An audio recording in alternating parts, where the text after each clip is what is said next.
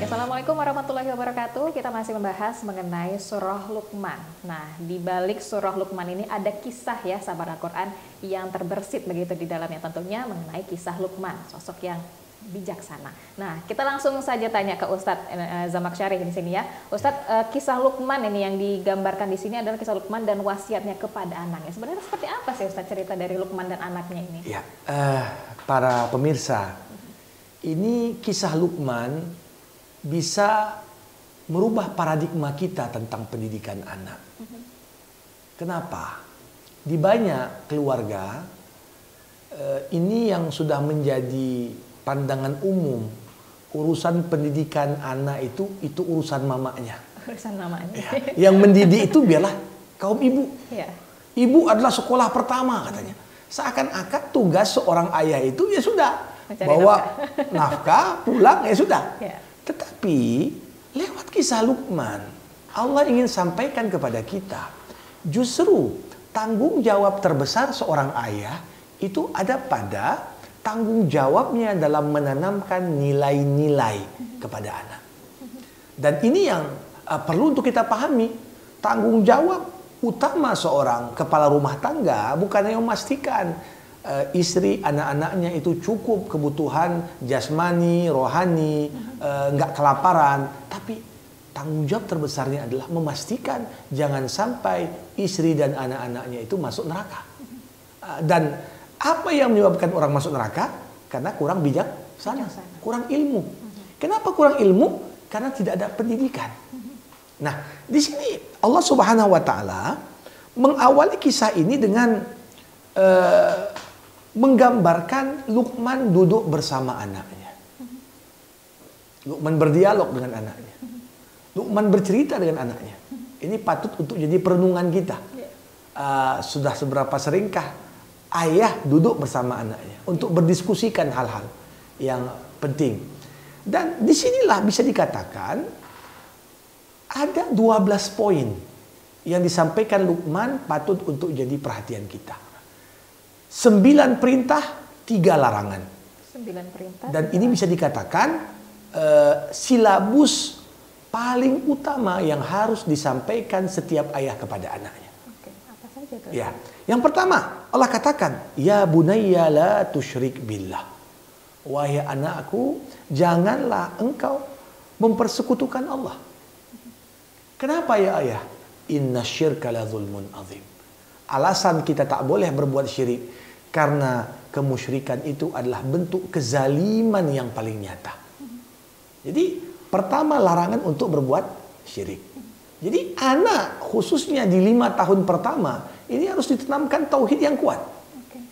Ya kadang-kadang anak di usia 3 tahun udah mulai pandai nanya, ini mulai agak sedikit kritis. Di mana Allah? Dia nanya, Allah tuh kok nggak bisa ditengok, ya. Kadang-kadang siapa itu, bagaimana bentuknya? Kadang-kadang orang tua di sini yang perlu untuk menanamkan kesadaran si anak bahwasanya Allah itu ada, Allah mengawasi.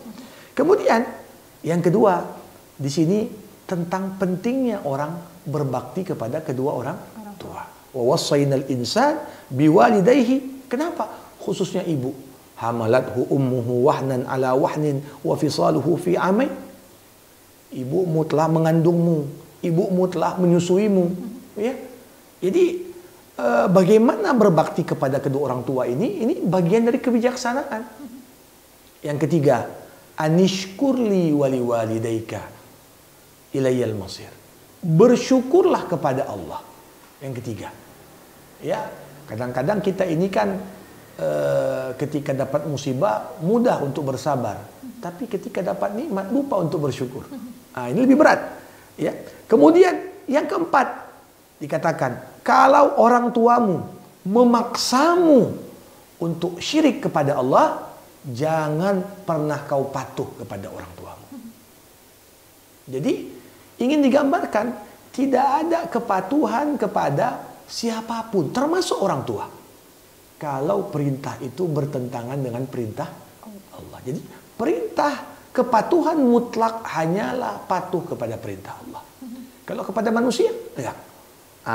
Kemudian di sini, tapi Allah katakan, wa sahibhuma fid dunya ma'rufa. Tapi bukan berarti ketika orang tuamu menyuruhmu berbuat syirik, kau lantas kurang ajar kepada orang tuamu. Tetap harus santun. Tetap harus pergaulilah mereka di dunia dengan cara yang baik. Hormati keduanya.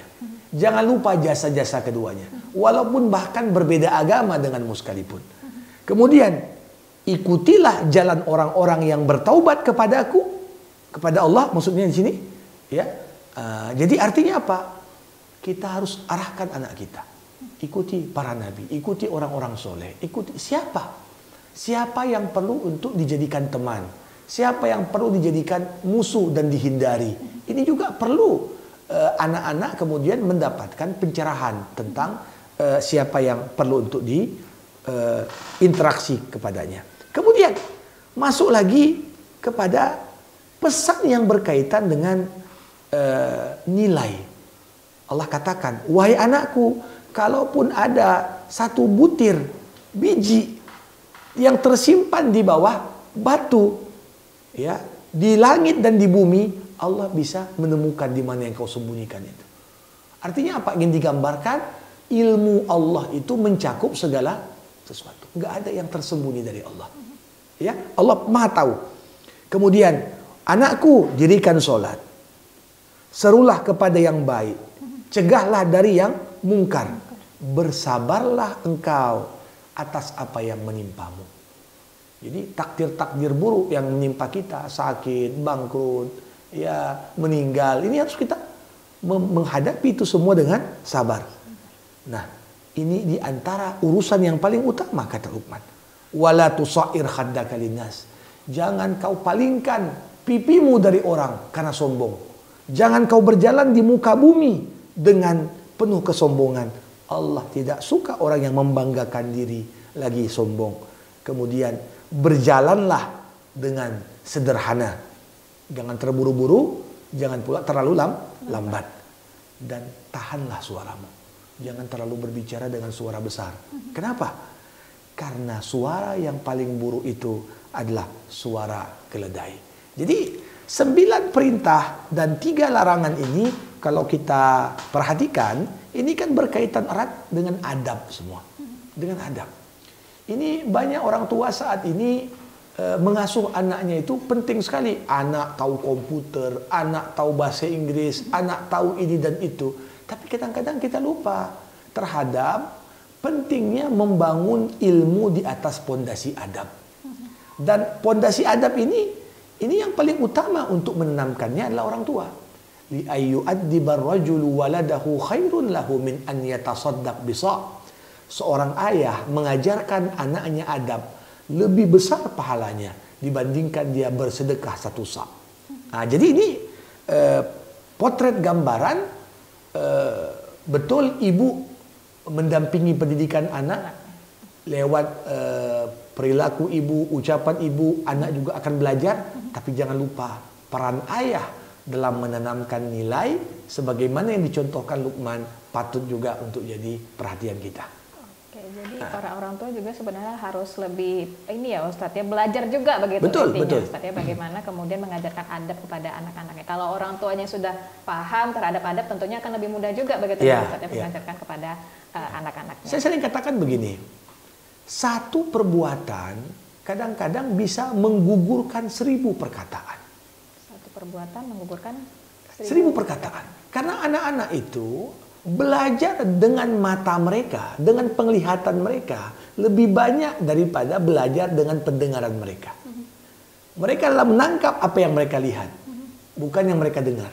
Ya, kalau ada orang tua mengatakan nak solat 1000 kali, tapi tengoknya ayah maknya nggak solat, sibuk main HP.